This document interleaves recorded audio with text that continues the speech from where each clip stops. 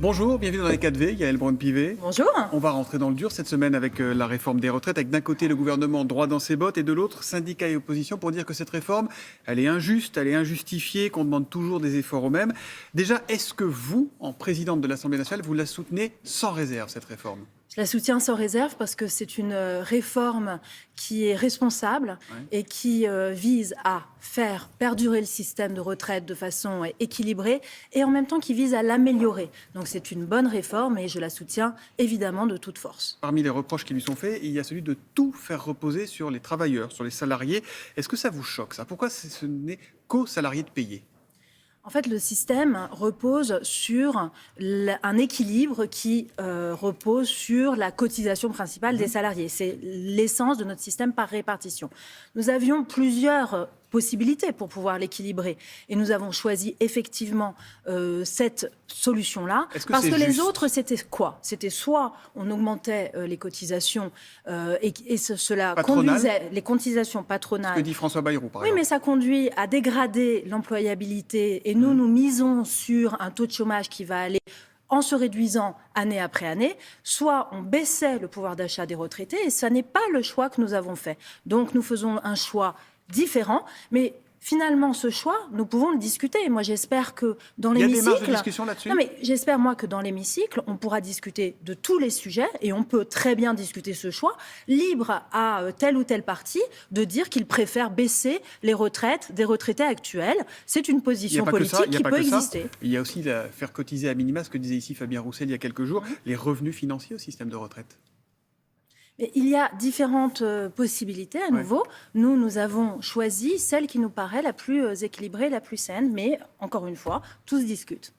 Justement, depuis que vous avez été élu à la présidence de l'Assemblée nationale en mois de juin, vous ne cessez de vanter les mérites du débat, les mérites de l'écoute, Yael Braun-Pivet. Cette réforme des retraites, le gouvernement va probablement la faire passer par un texte budgétaire, le PLFSS rectificatif, le projet de loi de financement de la Sécu, ce qui va limiter et contraindre le débat dont vous disiez à l'instant qu'il doit se dérouler normalement. Est-ce que ça correspond à votre vision du Parlement de passer par un PLFSS rectificatif pour une réforme aussi importante ? Comme vous le savez, moi je fais partie de ceux qui avaient plaidé à l'automne pour qu'il n'y ait pas un amendement justement au PLFSS, pour qu'il y ait le temps de la concertation et du débat. Voilà, le gouvernement d'abord a pris le temps de cette concertation, qu'elle soit sociale ou politique. Maintenant, le texte est prêt. Il va être présenté en Conseil des ministres la semaine prochaine. Le fait de prendre la voie d'un budget rectificatif de la sécurité sociale, c'est la bonne voie juridiquement. Ça ne pose pas de difficulté. Et vous, politiquement, ça vous contrarie mais pas vous savez peu que c'est un texte qui va être débattu longuement. Ça nous laisse du temps pour débattre. Moi, j'ai regardé un petit peu. Nous aurons un peu plus de 2 semaines dans l'hémicycle. Ça représente plus de 80 heures de débat. Donc, on ne peut pas dire, à l'aune de ce nombre considérable d'heures de débat, que le débat sera tronqué. En revanche, ce qui pourrait tronquer le débat, c'est si certains groupes politiques imaginaient déposer 100 000, 150 000 amendements. Parce que si ils agissaient de la sorte, évidemment, nous ne pourrions pas examiner 150 000 amendements, sachant que nous mettons à peu près entre 5 à 10 minutes pour examiner un amendement. Certains disent que ça s'appelle un cavalier législatif. Autrement dit, on fait rentrer un texte dans un autre et que c'est de la bidouille. Mais pas du tout, puisque un cavalier législatif, c'est lorsque l'on fait rentrer une mesure dans un texte préexistant qui n'a rien à voir avec le texte qui préexiste. Là, on a un texte global qui ne porte que sur les retraites, qui a été travaillé depuis des mois avec l'ensemble des partenaires, dont on connaît déjà le contenu, alors qu'il n'est pas encore présenté au Conseil des ministres. Donc le gouvernement a joué la totale transparence dans le contenu du texte. Donc personne ne peut dire que nous n'avons pas pris le temps. Nous l'avons pris, nous le prenons et nous le prendront. L'idée pour le gouvernement, c'est de pouvoir dégainer un 49.3 en passant par ce PLFSS rectificatif, si jamais les députés LR ne soutenaient pas la majorité. Qu'est-ce que vous en pensez du 49.3 pour faire passer la réforme des retraites ? Ce n'est pas l'idée du gouvernement. Je ne sais pas d'où vous... c'est une hypothèse que disait Elisabeth Borne aux 20h encore il y a quelques jours. C'est une hypothèse, mais c'est une hypothèse juridique, constitutionnelle. Mais en tout cas, le souhait de chacun, et en premier le gouvernement, c'est évidemment de ne pas passer par le 49.3 je pose ma question pour dans pouvoir est-ce qu'une réforme débattre du aussi texte et le importante voter. Peut passer par un 49.3 ? Est-ce que c'est politiquement acceptable pour la présidente de l'Assemblée que vous êtes ? C'est politiquement acceptable, mais ça n'est pas souhaitable. Ce n'est pas souhaitable. Il y a 2 hommes clés qui n'arrivent visiblement pas à se parler, à s'écouter et à se comprendre. C'est Emmanuel Macron et Laurent Berger, le patron de la CFDT. Laurent Berger est-il devenu un problème aujourd'hui pour la majorité, pour le gouvernement ? Laurent Berger a beaucoup échangé avec tout le monde, le président de la République, Olivier Dussopt, la Première ministre, et moi-même également, je le rencontre régulièrement. C'est un partenaire qui est constructif. Maintenant, nous ne sommes pas d'accord sur tout, mais je sais qu'il a grandement contribué à certaines des améliorations que porte le projet de loi. À nouveau, amélioration et pérennisation du système, ce sont les deux objectifs. Je comprends qu'ils ne partagent pas la façon dont nous voulons rendre pérenne le système. En revanche, je comprends également qu'un certain nombre de mesures, notamment celles concernant la meilleure prise en compte de la pénibilité, le satisfont. Mais je ne veux pas parler à sa place. Lui et les autres seront dans la rue jeudi, ils vont manifester. Vous comprenez la colère de ceux qui vont manifester ou se mettre en grève jeudi ? Je comprends le fait qu'on soit en désaccord sur une partie de cette réforme. Donc, je comprends que l'on souhaite manifester. C'est un mode d'expression très démocratique et nous pouvons nous vanter d'avoir une démocratie qui respecte pleinement, et c'est heureux, cette liberté de manifestation. Donc, je les comprends.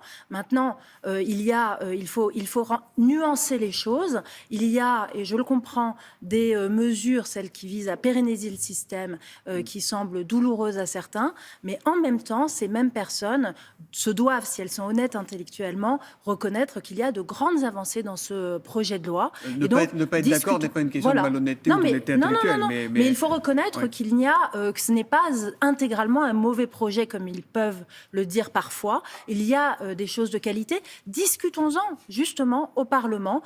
Nous aurons et nous prendrons le temps. 20 jours maximum avec ce mode-là. Aurore Berger sur RTL hier, le droit de grève n'est pas un droit de blocage. Il faut prendre le risque du bras de fer ? Moi, je ne souhaite pas ce bras de fer parce que je trouve finalement qu'il ne correspondrait pas au temps politique d'aujourd'hui.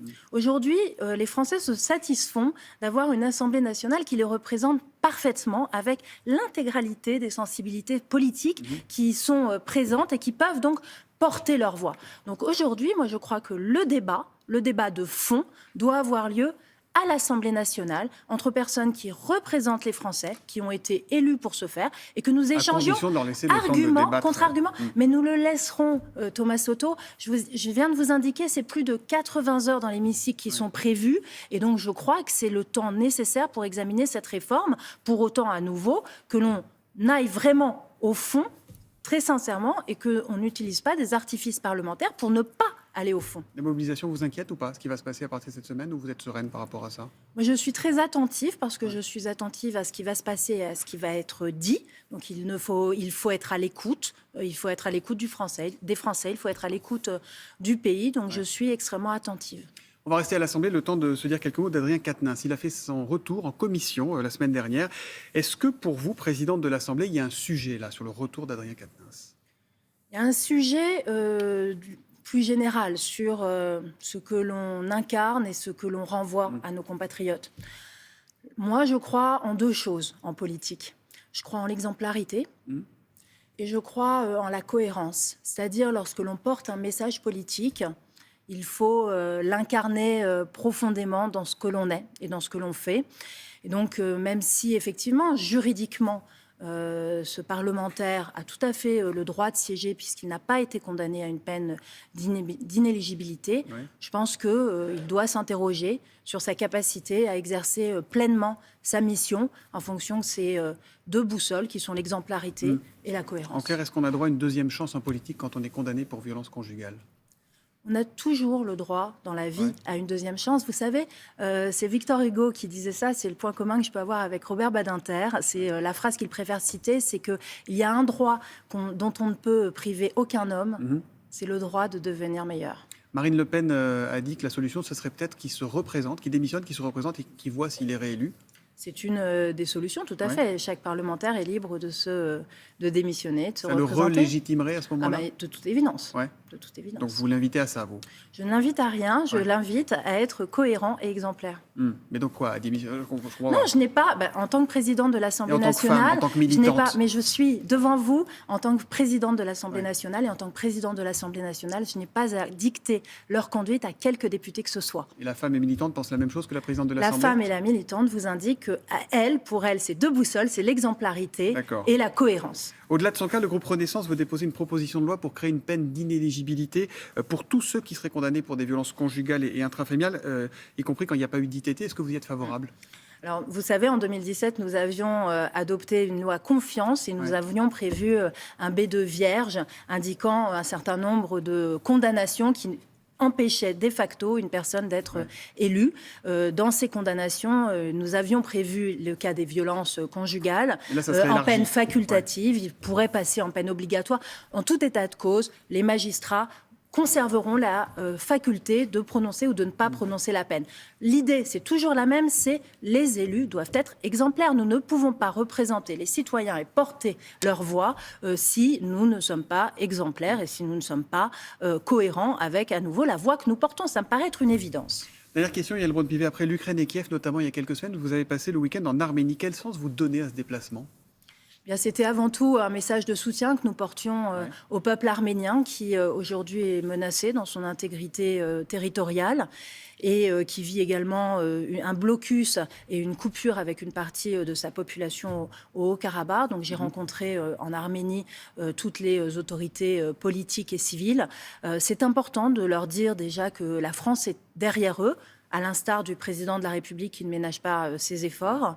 Et puis, vous savez, ça nous permet de nouer des liens profonds.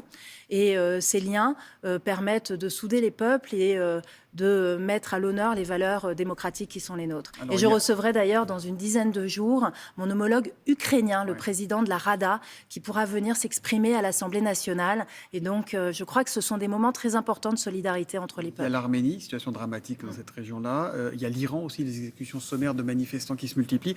Est-ce que la France joue son rôle? Est-ce que la France tient son rang? On a l'impression que ça se passe là-bas, qu'on s'indigne un peu et que ça continue. On s'indigne beaucoup et c'est normal. On s'indigne assez. On ne s'indigne jamais assez, vous savez, surtout lorsque l'on voit que la situation s'aggrave avec maintenant un certain nombre d'exécutions sommaires.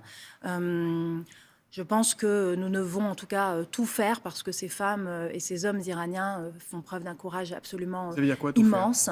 Eh bien, c'est continuer à être à leur côté, continuer à dénoncer. Nous avons adopté à l'Assemblée nationale une résolution. Nous avons fait, ça peut paraître dérisoire, c'est ce que je pensais, une minute de silence.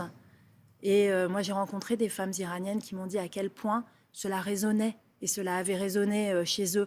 Donc en fait, ce qui peut nous sembler, nous ici, comme pas suffisant, peut paraître comme beaucoup quand on est là-bas. Et donc cela, nous le continuerons et nous continuerons à être à leur côté. Vous déplacez beaucoup plus que votre prédécesseur Richard Ferrand. Il y a aujourd'hui une diplomatie de l'Assemblée ?